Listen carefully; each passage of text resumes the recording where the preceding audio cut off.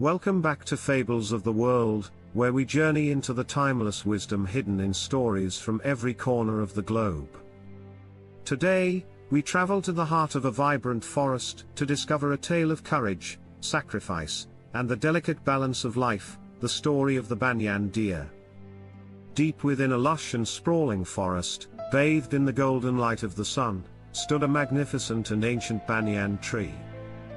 Its roots spread far and wide, providing a web of life for creatures big and small, and its branches reached towards the heavens, its leaves a dense canopy that whispered stories to the wind. In this peaceful haven, two herds of deer coexisted, though their leaders were very different. One herd was led by a noble and compassionate stag known as the banyan deer. He was a natural leader, not by force, but by the quiet authority of his wisdom, which he had earned over many seasons. He was a beacon of calm, patiently teaching the young ones how to find the sweetest grasses and always taking the time to mediate small disputes, bringing about a true sense of community. The other herd was led by a proud and spirited stag named Branch Antlers, known for his imposing rack and a competitive spirit that often bordered on arrogance. Branch Antlers was admired for his strength and speed, and his herd was fiercely loyal, but his focus was always on being the best, the strongest, and the fastest in the forest. One day, the tranquil rhythm of the forest was shattered. The human king, a man known for his love of the hunt, and the thrill of the chase, had decided that this very forest would become his new royal hunting ground. His men, a loud and chaotic presence, began to drive all the deer towards a single, large enclosure. The deer had heard terrifying stories of these hunts. They knew that entering this pen meant certain death for many. A collective sense of pure terror swept through both herds. Fawns bleated in panic, and the stag's powerful muscles trembled with fear. The serene forest became a cacophony of fear and desperate flight as the king's hunting party closed in. The banyan deer and Branch Antlers found themselves at the center of the chaos, their herds mixing in a frantic attempt to escape. The banyan deer's calm voice was barely a whisper in the storm of their panic, but he managed to gather the deer, bringing a brief moment of order to the overwhelming fear. Branch Antlers, seeing the hopelessness of their situation, stomped his foot and snorted, his majestic antlers quivering with rage. "This is it. We must fight for ourselves. Only the strongest and fastest will survive, and we must make a break for it," he declared, his voice echoing with desperation. His herd looked to him, ready to follow his desperate plan. But the banyan deer's eyes were not on the hunters, they were on his herd, on the fear in their eyes. He knew that a desperate charge would only lead to a greater slaughter. He stepped forward, his voice steady and resolute, a powerful contrast to the surrounding panic. "No," he said calmly, "we will not scatter and be picked off one by one. Our strength is in our community, not in our individual speed. We must find a way to minimize the loss of life, together." It was a moment that demanded a decision between brute force and quiet wisdom, between self-preservation and the good of the group. The banyan deer proposed a radical solution.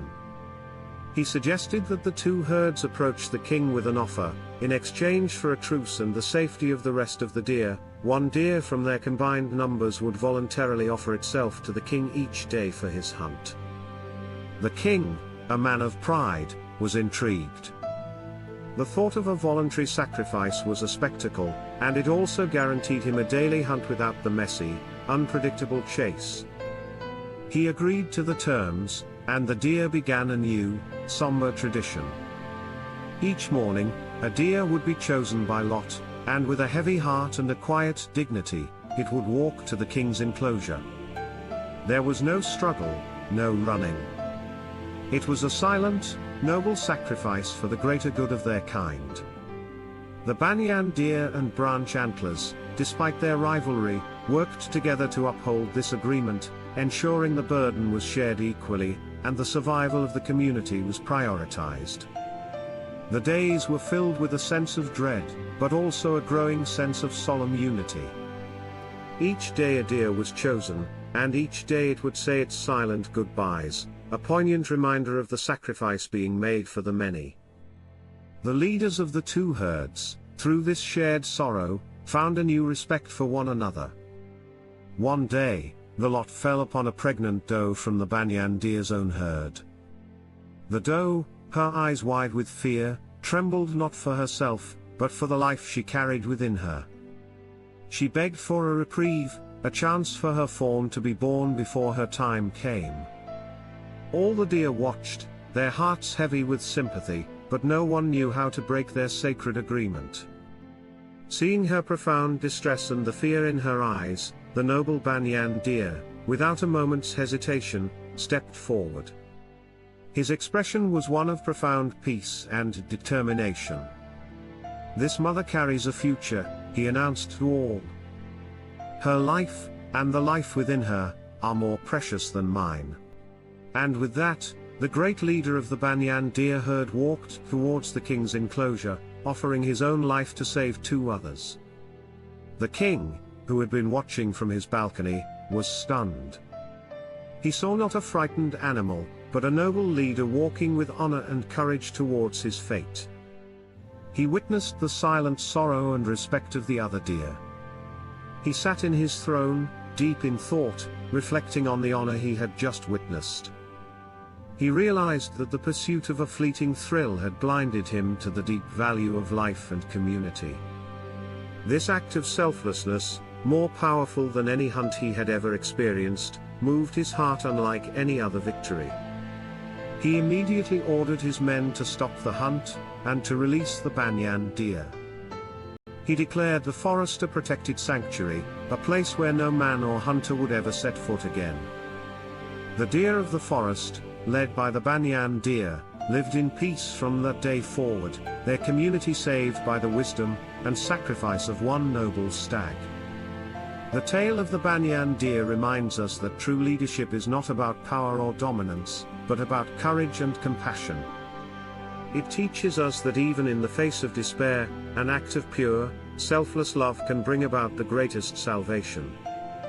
Thank you for joining us today. We'll see you next time.